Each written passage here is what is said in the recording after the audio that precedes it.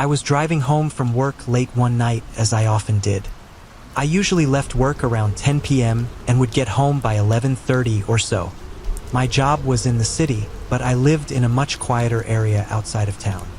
Most nights, I would take the freeway for the majority of the drive and then exit onto a highway closer to home. A while back, during an earlier shift, I had found a shortcut due to a traffic jam. It involved a few extra turns but had no stoplights, making the drive more enjoyable, especially when the roads were busy. Depending on traffic, it could be slightly faster or slower, but I had gotten into the habit of using this route regardless. On nights like this, when there was no traffic, it might have been slightly longer, but I preferred it.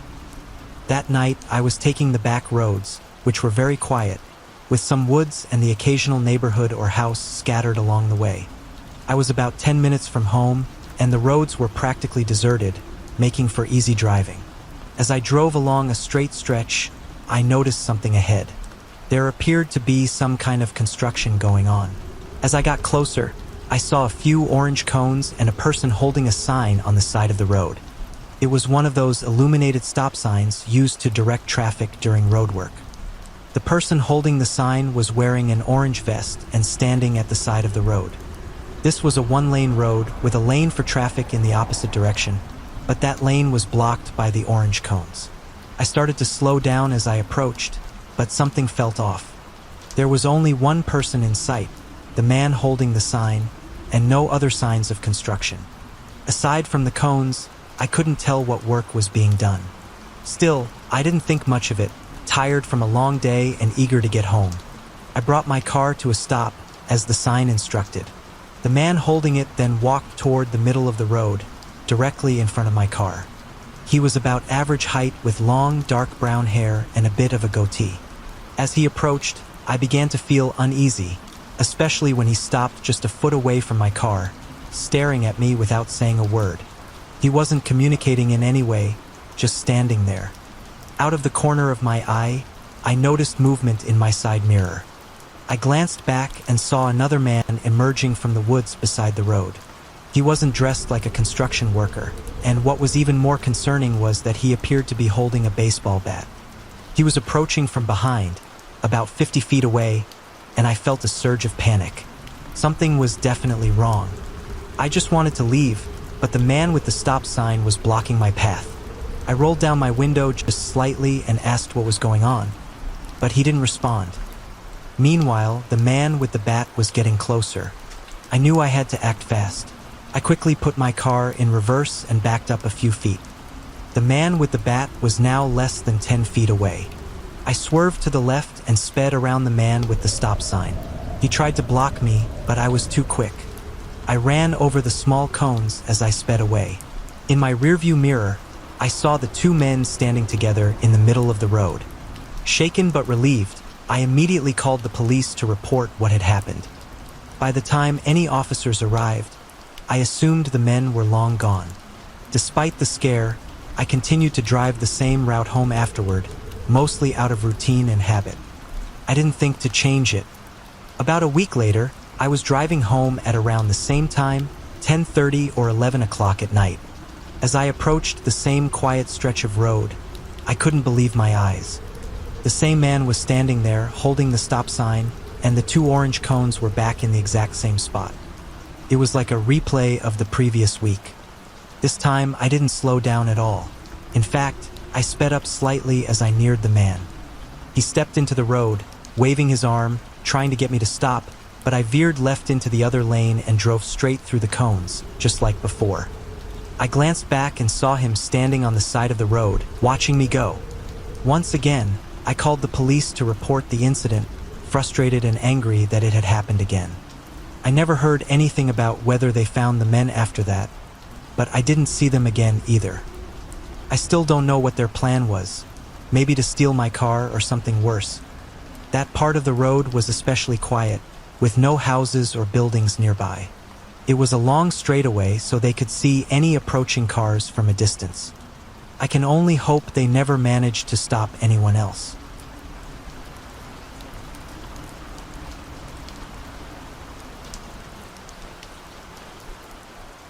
Around 2006, I was hauling a flatbed load of construction materials in rural Tennessee.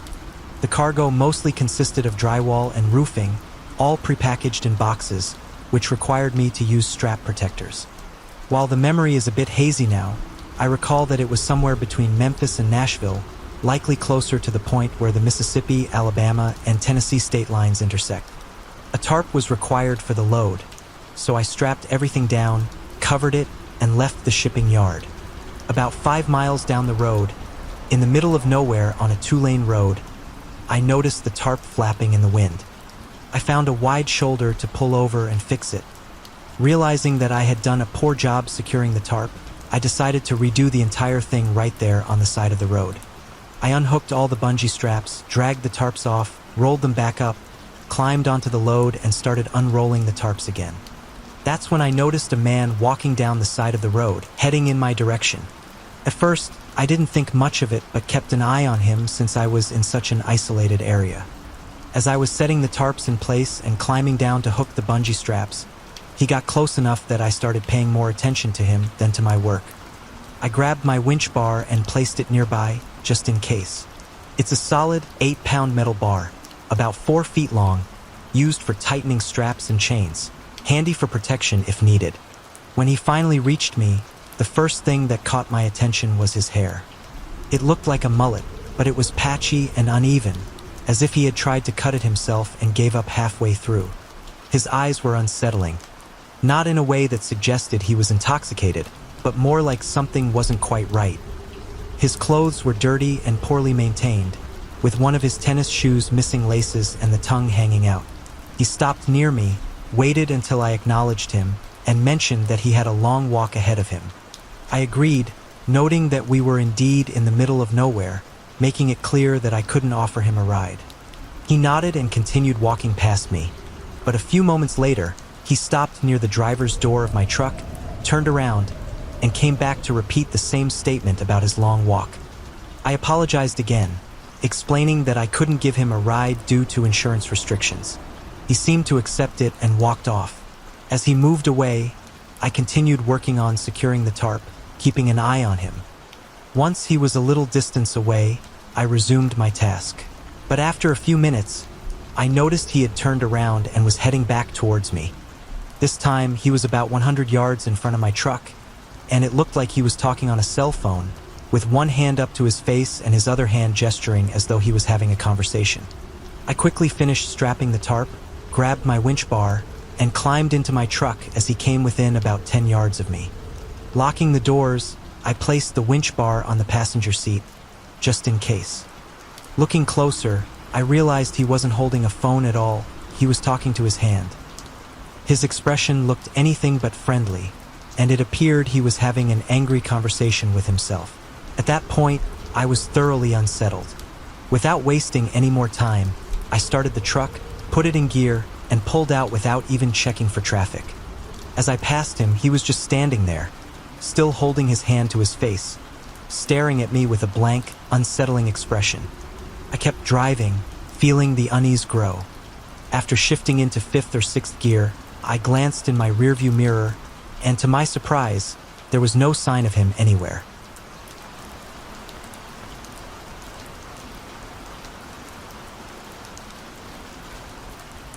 In July 2023, I experienced something that still haunts me in my nightmares, and I recently discovered that one of the others who was with me that night is also struggling with the same nightmares. I was on a road trip, driving back to Michigan from Florida with some friends. We decided to drive straight through, which turned out to be a mistake when we crossed into West Virginia around 2 or 3 a.m. Almost immediately after crossing the border, strange things started happening. My radio began malfunctioning, despite no one touching it. My phone kept disconnecting and reconnecting repeatedly for about 5 minutes. I was the only one awake, and it was unsettling. I decided to pull over at a rest stop to grab some coffee, stretch my legs, and give my phone a chance to reconnect. While everyone else slept in the car, I called my sister to tell her what was happening. As I walked around, I couldn't shake the eerie feeling that someone was watching me, even though I was alone at the rest stop. After hanging up, I went to use the bathroom but accidentally left my phone in the stall. I rushed back to retrieve it, and once I got back into the car, something truly bizarre happened. My phone started playing something over the car speakers, but it wasn't through Bluetooth or any other connection. It sounded like static from an old radio, and there was a voice, though it wasn't coming from my phone or anyone else's in the car. Back on the road, my GPS suddenly switched to no tolls mode, which I had never used before. I ended up taking an exit to avoid a toll, which led me off the highway into a dark, creepy area. As I drove through Shady Spring, West Virginia, we passed a figure dressed entirely in black, standing on the side of the road. It felt surreal and unsettling, but I kept driving, trying to get back onto the highway as fast as I could. Unfortunately, I forgot to turn off the no tolls setting, and we were led off the highway again. This time, it directed us onto a more main road, which soon turned into a dirt road along the side of a mountain. Just as I turned onto this road, I saw the same dark figure standing on the side. A little farther down the road, 3 unnaturally large deer leaped in front of the car. I had to slam on the brakes, and when I looked over, one of the deer turned back toward me, its eyes glowing a bright, eerie red. By this point, the others in the car had woken up, terrified and in tears. I kept driving slowly, about 15 miles per hour through the rain, with only our headlights to guide us.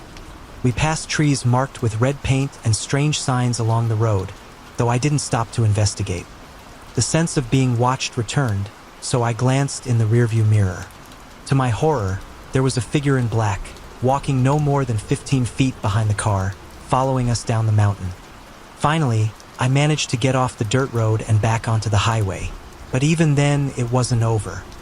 I saw the same large deer with red eyes again, this time running alongside the highway before darting in front of a semi-truck and seemingly exploding on impact. As if that wasn't enough, the black figure appeared to retreat back into the woods near where the deer had come from. I'm still not sure what I encountered in West Virginia that night, but it was nothing good. I kept driving until the sun finally started rising. Once we crossed the border into Ohio, I pulled over and slept for about 3 hours. The entire experience was terrifying, and I still haven't fully shaken it. Even now, the nightmares continue.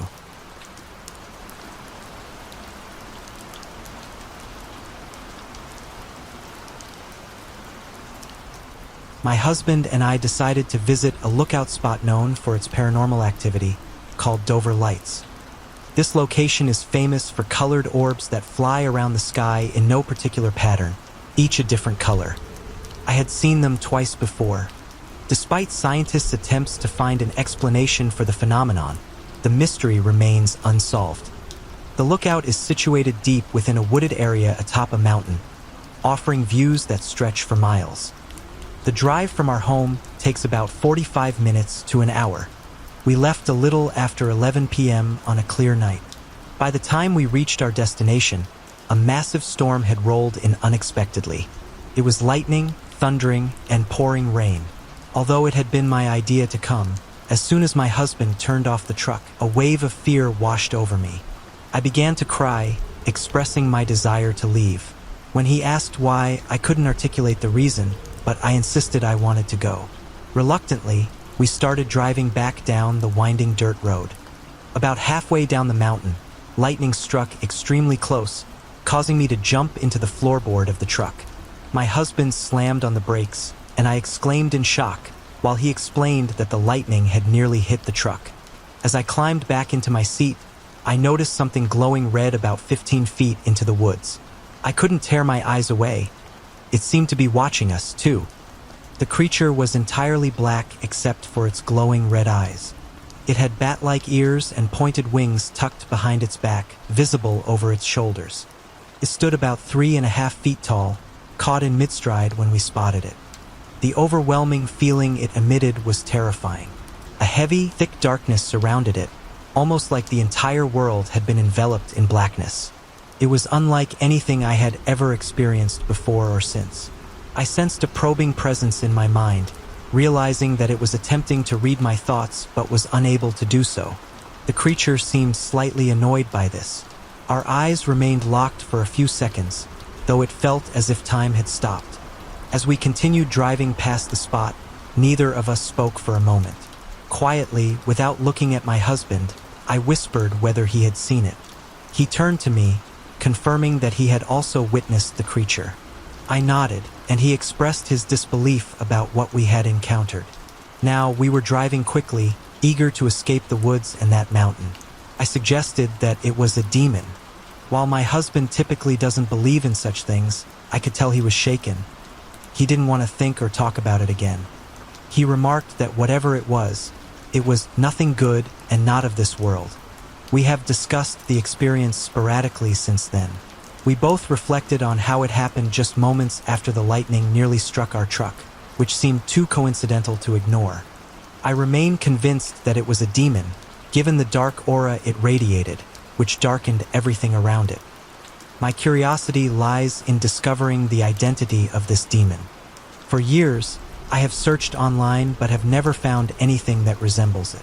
I also wonder if those pointed ears were actually black horns rather than ears. The creature lacked any facial features, save for its glowing red eyes and its pointed wings folded back. It stood on two legs around 3.5 feet tall, but was utterly terrifying. I sensed its intelligence. It saw us and could think, just as we could. I can't explain how I know this, but I do. Perhaps it communicated with me in a way that simply popped into my mind. During those brief moments when our eyes were locked, I felt it was just as intelligent, if not smarter than we are.